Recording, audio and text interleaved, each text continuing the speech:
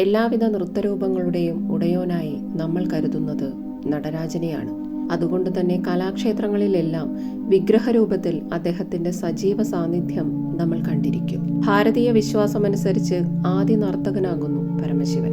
നടരാജമൂർത്തിക്ക് മുൻപിൽ സ്വയം സമർപ്പിച്ച് അദ്ദേഹത്തിന് ആദരവർപ്പിച്ച് ആ ജ്ഞാനം സമ്പാദിക്കുകയാണ് പഠിതാക്കൾ പൊതുവെ ചെയ്യാറുള്ളത്. സകല ഭാരതീയ കലകളുടെയും ആത്മാവ് ആധ്യാത്മ ചിന്തയാണെന്നുള്ളതിൽ തർക്കമില്ല.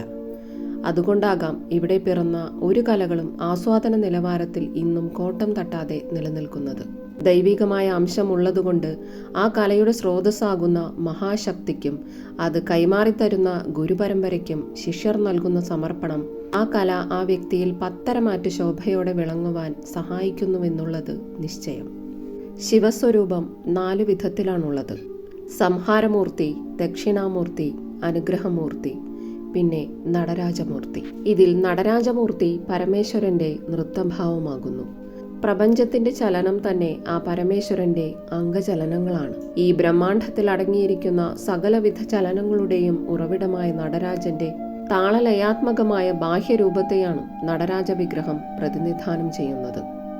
സന്ധ്യാതാണ്ഡവത്തെപ്പറ്റി ശിവപ്രദോഷ സ്തോത്രത്തിൽ വിവരിക്കുന്നതിങ്ങനെ: ത്രിലോകമാതാവിനെ രത്നഖചിതമായ ഒരു കനകസിംഹാസനത്തിൽ ഉപവിഷ്ടയാക്കിയിട്ട് കൈലാസോപരി സർവ്വദേവന്മാരാലും ചുറ്റപ്പെട്ട ശൂലപാണി നൃത്തം ചെയ്യുന്നുവത്രേ. സരസ്വതീദേവി വീണയും ഇന്ദ്രദേവൻ വേണുവും ബ്രഹ്മാവ് താളവും ലക്ഷ്മീദേവി ഗാനവും വിഷ്ണു മൃദംഗവുമായി ഒത്തിണങ്ങിയ പശ്ചാത്തല മേളത്തോടു കൂടിയുള്ള ഈ സന്ധ്യാനടനം കണ്ട് നിർവൃതിയടയുവാൻ യക്ഷ കിന്നര ഗന്ധർവാദികളും അപ്സരസുകളും മഹർഷിമാരും 3 ലോകങ്ങളിലുമുള്ള സകല ജീവജാലങ്ങളും പരമശിവനെ ചുറ്റി നിൽക്കുന്നു.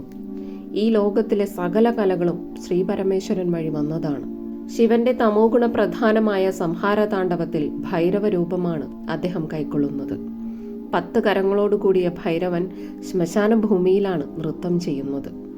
മായ, വിഭ്രാന്തി, മറവി, അജ്ഞാനം എന്നീ തമോഗുണങ്ങളെ പ്രതിനിധാനം ചെയ്തിരിക്കുന്ന ബീഭത്സരൂപിയായ അപസ്മാരനെ സംഹരിക്കുക എന്നതാണ് നടരാജന്റെ നടനം കൊണ്ട് ഉദ്ദേശിക്കുന്നത്. പരമശിവന്റെ കാൽക്കീഴിലുള്ള ആ ചെറിയ രൂപം അപസ്മാരനാണ്.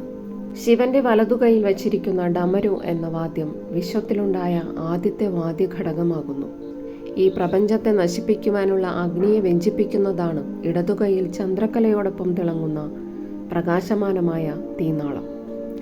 രണ്ടാമത്തെ വലതുകൈയിൽ അഭയമുദ്രയും രണ്ടാമത്തെ ഇടതുകൈയിൽ ഇടതുപാദത്തെ ചൂണ്ടിക്കാണിക്കുന്ന മുദ്രയുമാണ്. പൊക്കിപ്പിടിച്ചിരിക്കുന്ന ഇടതുപാദത്തിലും അഭയമുദ്രയാണുള്ളത്.